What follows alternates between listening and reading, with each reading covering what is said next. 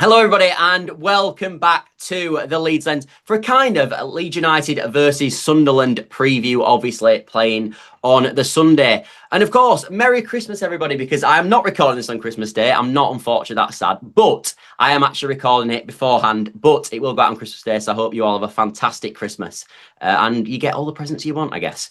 Anyway, I've got Ian on today, who is a Sunderland fan, to talk all about Sunderland. I want to get your opinion on Sunderland's season so far, obviously. Leeds United, if you want to talk a bit about that as well, how we're getting on. And we'll get into a normal bit of preview as well, talk as well. But I want to start you off by a bit of introduction about sort of Sunderland at the moment in time. So can you sort of summarise how Sunderland are getting on and in the shortest way you can, other than saying that you're doing really, really well? Well, I was going to say really well, so you've done a longer version than me. I think we're surpassing expectations from any kind of fan base. We're written off the second that Tommy Watson hit that winner in the playoff final. We were written off as going down with record points. We'd be down by this time, but we've got more points than any promoted team got last season. And I don't really know. I think everyone sort of knows that we've done better than anyone expected. We've still unbeaten at home. Not done too great away from home, but we've picked up points where you'd like to. And in the Premier League, you've got to respect the point, as they say. Made some good signings over the summer that you'll probably know a little bit about, because it seemed like for a while everyone that you were linked with we went out and bought. Yeah, cheers for that. That's all right, mate. Thank you for letting us have them. And Granit Xhaka's just the greatest footballer I've ever seen in the flesh, to be honest. So it's been superb, very enjoyable, and I had a lovely 14th of December. So yeah, I'm sure that's got to be the highlight of the season, no matter what happens to the rest of it now, surely. Would a win at Newcastle beat a win at home? Yeah, definitely. Yeah. All we've heard for the last 8 years is this fixture's never going to happen again in the league with 6 easy points, and they were, it was just perfect. I always think that I watched that game as well, and it was it was a really scrappy game on it, and it's almost, you look at it and like, that is like the perfect derby win. 1-0, they don't really have anything but loads of fire and thunder and hard tackles and a fight at the end. It's just exactly what you want, isn't it? And coming out victorious, of course. Well, yeah, there was fight and there was thunder, but not from them. They were 5 of their their most advanced 6 players were totally anonymous, like Tonali, Miley, and the 3 forwards. Just didn't do anything. Bruno had a lot of the ball, but we're really solid defensively, which probably isn't something we could have said last season. And that was the one part that concerned us coming into the Premier League, is our defence might get found out. But we've brought people in. Dan Ballard's been ridiculous at centre half, and Alderete, Mukiele, and Trey Hume have all done the business. So keep it going for as far as I'm concerned. Yeah, no, it's funny, actually. I was listening to Daniel Farke's press conference today, and he was obviously talking about you guys. And he was saying that last season, one of the ways you've adapted to the Premier League is actually it's been quite a seamless transition, he thinks. And I wanted to get your thoughts on this, because he was basically saying that last year you were built on sort of a compact nature at the back and then hitting teams in fast transitions. And he said because of that's quite a style that you can adapt to in the Premier League or keep with us in the Premier League. Has that been something that Sunderland have done? Was that the style last year? Because when you played us, I think that was the style. But obviously, we were probably in a different position to you last year in terms of like maybe we were you'd expect maybe dominant side in the games. But personnel-wise, yeah. Yeah, but was that a case of that's what you've done this season, or have you seen a bit of a style change this season? From the start of last season, where we went on a really good run at the start of the year, and we were playing teams off the park, and we were being really expansive, but without conceding goals. I thought if that carried on for the season, it would have been something pretty special. But obviously, as Christmas came around and injuries started coming and suspension started coming, we sort of went away from that, and we did go for there was a lot of frustration in the fan base because we were getting 1-0 leads and then sort of going within ourselves. Coventry, we were 2-0 up at home, and sort of second half came out and we didn't really try to do anything, and that got pegged back to 2-2. We got a few 1-0 wins, but we weren't really going after teams. We were sort of expecting them to come at us and we could hit them on the break, whereas when we were playing people like Portsmouth at home, wasn't really going to be the case. And obviously, I mean, you saw it in its ultimate form at your place when we nicked a goal against the run of play, and then pretty much backs to the wall for the rest of the game. but it did that style does work in the Premier League. We can't. If you see what Burnley did a couple of years ago when they walked that league and they try to do the same thing, they just got torn apart. And we've got the personalities brought in, the really good defenders. They work hard, and I mean it's worked so well that I'm struggling to find the words to describe, like, because I didn't expect it to go well. I thought we'd be backs to the wall and we wouldn't be able to get out and we wouldn't create chances and we might not cause teams problems. And if you listen to the media, and Graham's touched on this a few times and probably touched on it when you spoke to him earlier, is every time we win a game, the other team's poor. There's not a lot. We don't get a lot of credit for being quite good, but eventually they're going to have. If it carries on like this and we finish where we are now, they're going to have to kind of say, actually, the good. It's not just everyone's had an off day for 38 games against us. Do you know what I mean? But yeah, in this league, other teams will have more of the ball than us, but we're quite comfortable with that because we've got players like Talby who's come in, who's rapid. Traore's done quite well. Isidore, when you saw him last season when he's on the break, he scares teams and defenders don't like people running in behind him. We've got players that can do that, and Siddiqui and Xhaka in midfield have just been superb. Just cover all the ground that no one expected them to. Yeah, it's really interesting actually when you said that you sort of feel like you got the credit almost for, and teams have just supposedly played poor against you in the games when you've been the ones neutralising, because I felt that a few times with those, and even our own fans at times I feel like have been critical of Leeds United a bit in terms of like when we played Palace, Palace were just really poor, and it sounds like you're obviously almost feeling the same thing at Sunderland, where, as I said, everyone you play against, it was Brighton ran an off day against us. Well, no, actually we neutralised them in midfield. They didn't let us play through, and therefore we obviously were the dominant team in the game. And yeah, I find that really interesting. But one thing I do want to talk about at the moment, which obviously did affect the Brighton game, is AFCON. Now, of course, this has probably been something that's thrown at Sunderland fans the whole time, literally from the summer transfer window onwards. Obviously, the AFCON starts, and I've got to be honest, I look at your team and I'm expecting it's like the worst thing I've ever seen in my life. And actually, you look at it and go, well, it doesn't even look like there's that much change in it. Was that a bit of a myth? And was that sort of just a way, almost not getting at some as such, but just a way to sort of downplay the summer window a bit? And it was only, I was a bit coy on the subject because if you looked at the players that potentially would have been coming in, like if you look for position, I mean, Chris Trigg would have been a natural person to come into midfield for Siddiqui because he's got the legs. He's a young lad who can, I want to say, run around a bit, but Siddiqui gives us far more than that. Obviously, Adingra came in, but hasn't really played that much. Traore came in, not expecting to play very much, but has played quite a lot. Talby's sort of been in and out of the team. So it's sort of when the game gets to 60, 70 minutes, they start getting a bit stretched. They're the players that you'd want in the team, because certainly Talby on the counter-attack, as we saw at Chelsea away, when he managed to get up the pitch. We will miss that, but Romain Mundle's just come back from injury, who's massive. Enzo Lefebvre's come into the side. He's gone into midfield as opposed to playing on the left-hand side. And he's probably been our player of the season, to be fair, but Granit Xhaka has been so good every single time. Lefebvre's just made himself undroppable. And Gertruida, who's a Dutch international, who hasn't been getting a kick, he came in on Saturday and played sort of the role that Siddiqui did, and Rick played a bit of a more advanced one. He played sort of the right of the three up front. But I don't know if it's a myth, because it's the first game we played without those lads. But you will notice a difference probably in the return game when they're all playing after this weekend, as to what kind of a difference it's made from the outside looking in. But on Saturday, we neutralised Brighton in the first half. A lot of people say they dominated the game, but football's not just attacking. Like, it's defending as well. Like, Newcastle had a lot of the ball last week, but they couldn't do anything with it because we dominated defensively. But I'd be interested to see how it goes on Sunday, because obviously you guys will bring in a different style to Brighton because you're pretty high octane. I don't know if you are away from home. Like, the first 20 minutes, you generally go for the throat. And I'd be interested to see if that happens again and how we get on with it, to be fair. Yeah, it's funny when you mention AFCON. I think one of the things that maybe could be interesting is obviously the starting 11 probably still looks pretty good. It's just maybe when you get to the 70th minute and you've got to make changes, you'd normally maybe have some of these lads who'd be coming off the bench who are now in the first 11, because obviously some of the lads are at AFCON and then you don't have that excess depth, I guess. So that'll be interesting. But yeah, we are a sort of, I guess, blood and thunder team at the moment. Obviously, we're trying to use physicality in our game a lot of the time, and we're using our height advantage and sort of trying to win duels and stuff like that.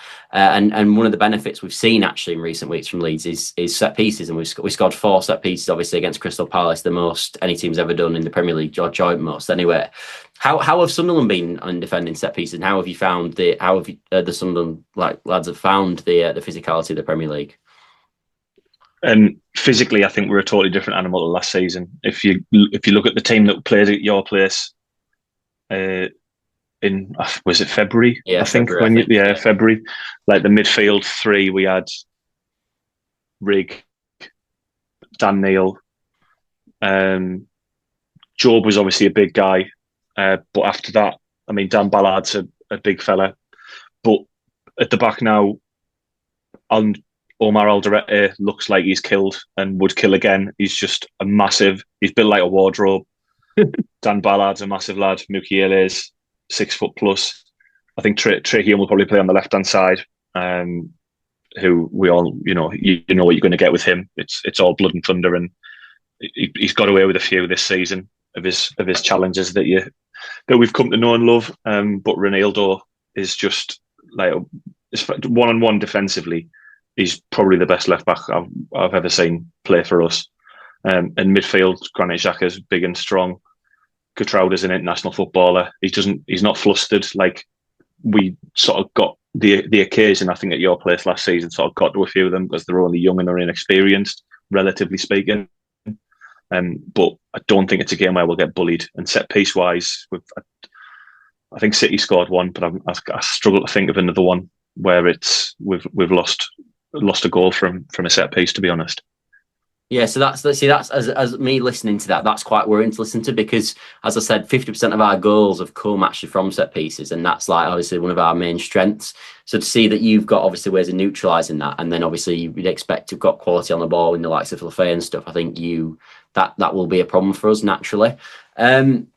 So yeah, when I'm looking at the game, where sort of in terms of on a Leeds United's basis, where would you be looking at then? You've obviously said Lafay's would probably play a big part in this game. Where are you looking at in terms of your strengths then? Where do you think you could hurt us? I think Adingra will probably play on the left hand side. So he's tricky. He's got a bit of a problem with his final ball, that it's not quite there, but he's not played much. So he's not gone to AFCON. He's not made the squad because he's not been playing for us. The midfield probably is going to be where it's won and lost. I say that, but you've turned Calvert-Lewin into a goal scoring machine over the last couple of weeks. So he's obviously going to be a handful, but he's not going to be able to bully centre halves. I mean, obviously Palace's centre halves, England national, and I forget who the other lad is, but I seem to remember him, the French lad Lacroix or something. The big fellas, and obviously he's got. Did he get 2? It's the only game I didn't watch from the weekend. The only highlights I haven't seen. So. Yeah, well, yeah, we've got Nemetra up front, but in terms of DCL, it was Okafor that played up front with him at the weekend. But it was we scored from a set piece in terms of Stack, and obviously Ampadu scored as well. Right, I say a bit. Apologies, I should have done my research before I came on. No, but I think it's the midfield, because Stacks is either lad you signed in the summer, the German lads. Yeah, I think him and Xhaka will probably be those two up against each other. But again, Gertruda comes in and he never sort of stands out when he plays, but he's just really, really solid.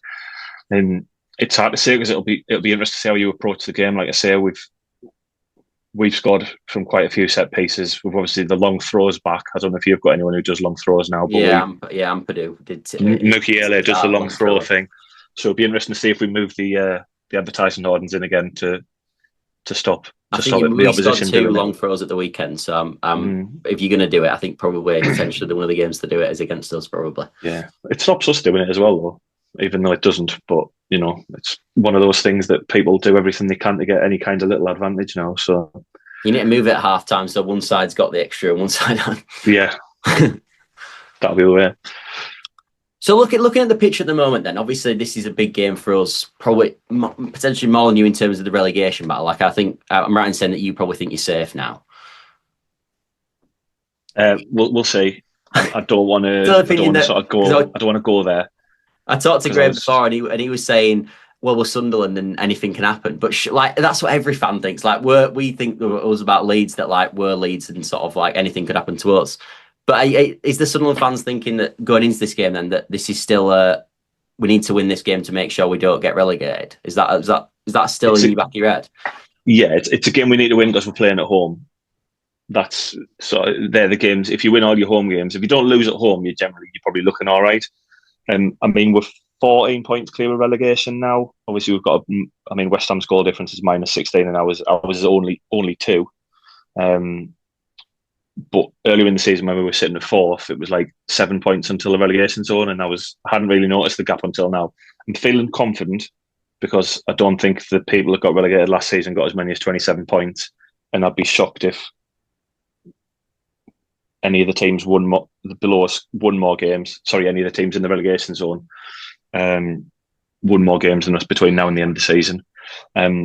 Let's get to 40 points, and you might see a little bit more of a bit more confidence on it. Yeah, a bit more optimism. But we, like Graham said, we are Sunderland, and I would be of the opinion that if anything could go wrong, we would be the team that would have it go wrong to us in the most apocalyptic fashion possible.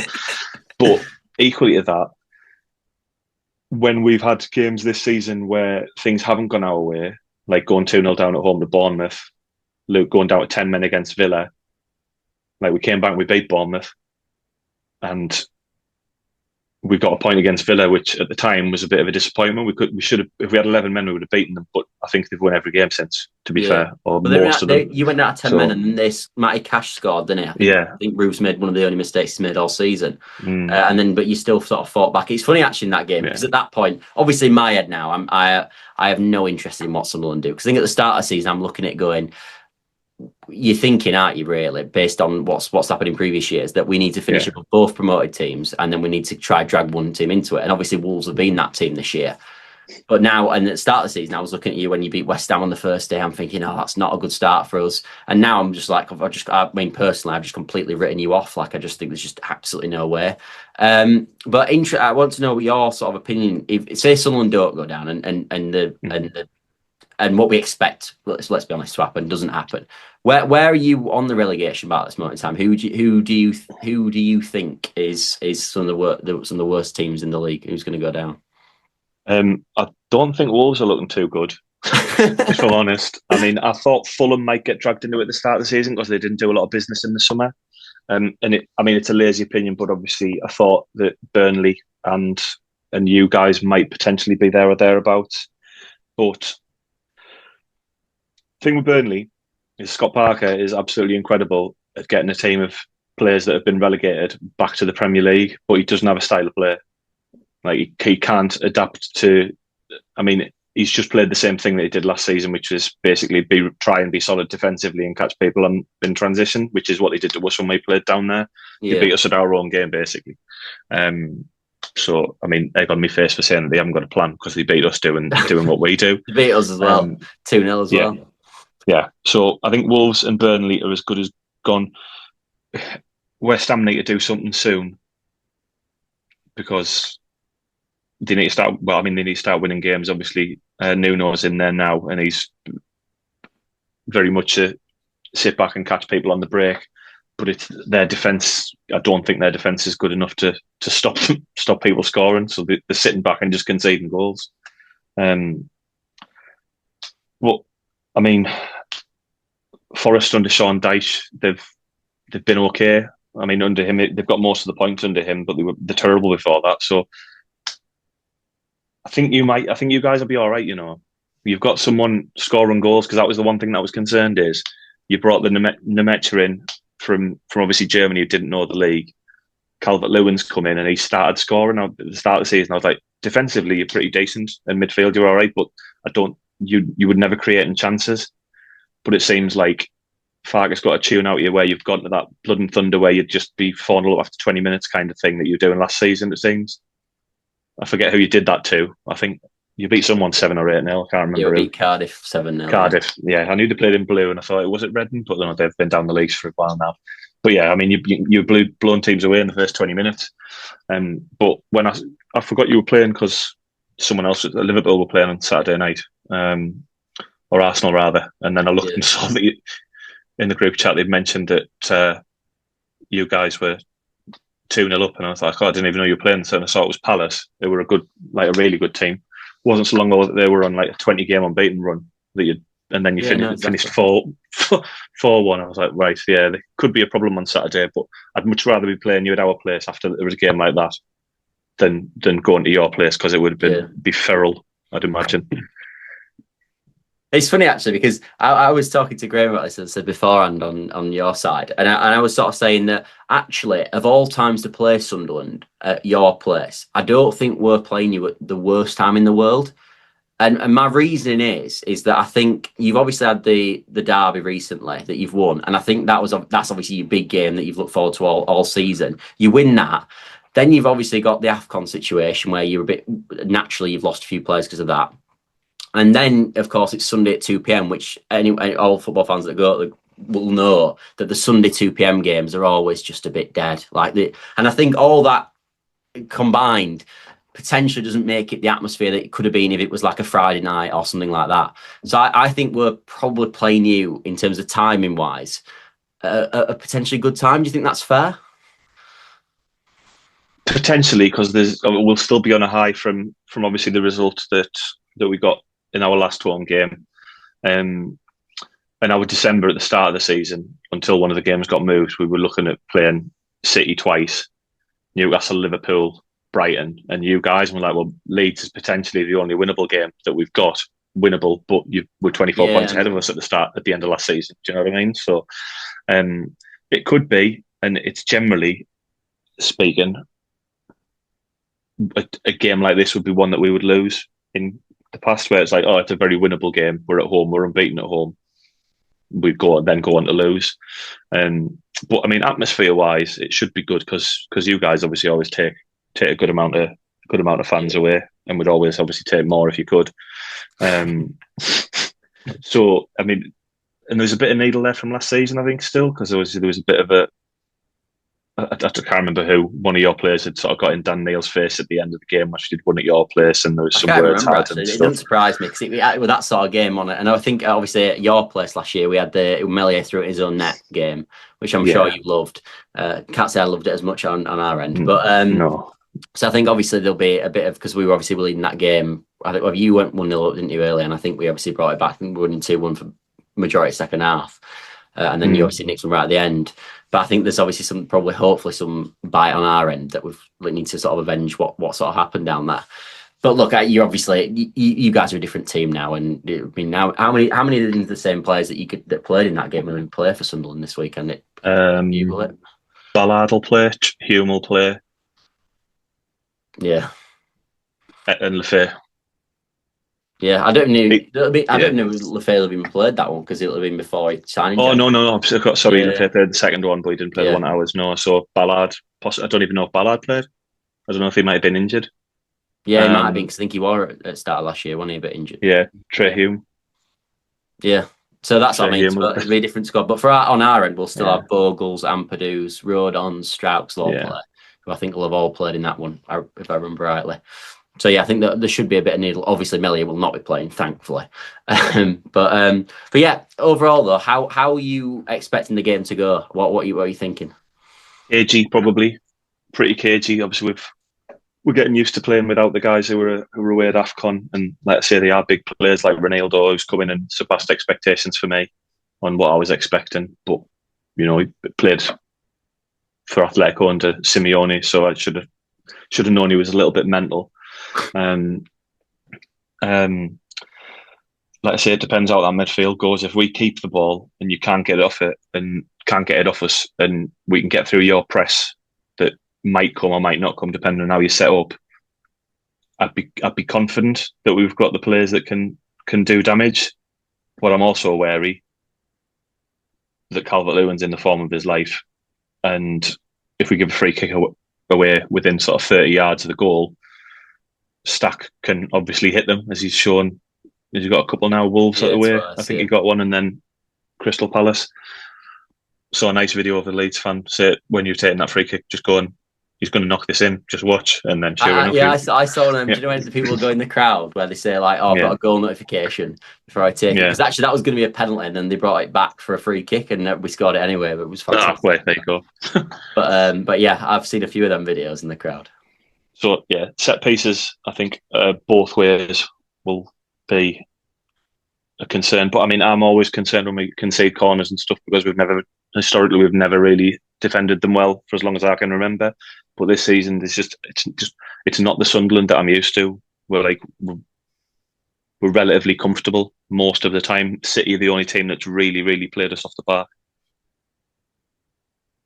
So can I push you for a score prediction? I think we might nick it.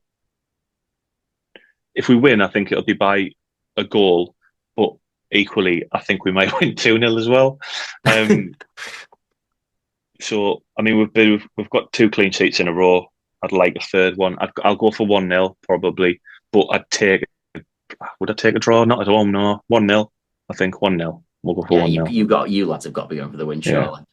I said on Graham when I talked to Graham earlier that a 1-1 is what I'm going for, so I'm going to stick with that. But I think if we were to go 1-0 down, I think we're in quite a severe problem, because I think your atmosphere will then naturally get behind you. I think you've shown all season that you can sort of hold out Leeds like you did at home to Newcastle recently. Really, really comfortable. Yeah. So and I think Regis Labrie this year, to be honest with you, I was saying on Graham's earlier, one of the things that surprised me actually more than anything, like I thought you'd done a really good window in the summer before a ball was kicked. I felt you'd done really good stuff. So I expected you to be good in that sense. But Labrie has surprised me, I must admit, because I didn't think he was probably the coach that you'd have to say he is at this moment in time at all. I thought he was doing a good job last year with Sunderland, but I actually thought you had quite a good team last year as well. And I think you had a lot of young players that were ready to have that season that they had last year.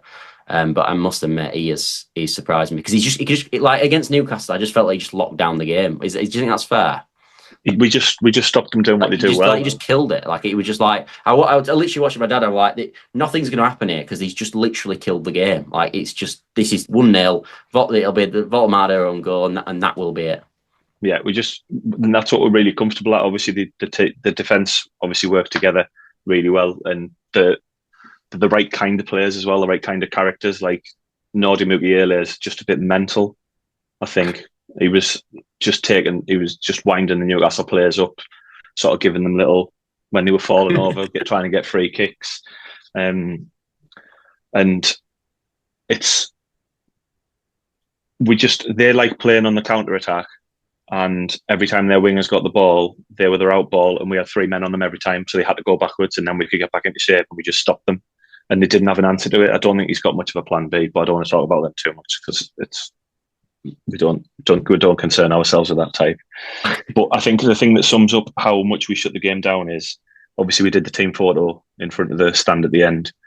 Apparently we radioed up with 10 minutes to go to get all the backroom staff down, because we were that confident that we weren't going to concede a goal. So 10 minutes to go, Sunderland tempting fate said, everyone get down, we're having a photo in front of the goal when it finishes, because we're going to win. And we did. Yeah, I didn't know that. I knew obviously that the photo probably would happen at the end of the game, and there's been a bit of backlash, hasn't there, which I think I'm like, that's Derby's fear. That's what you want, surely. But, anyway, thanks for coming on. I hope you've all enjoyed the video as always. And as I said, if you are watching on Christmas Day, which it does go out on Christmas Day, I hope you have a fantastic Christmas and a great Boxing Day, and hopefully, not for Ian's sake, but hopefully for Leeds United's sake, we can get the job done on Sunday. See you all later, everybody. Bye for now.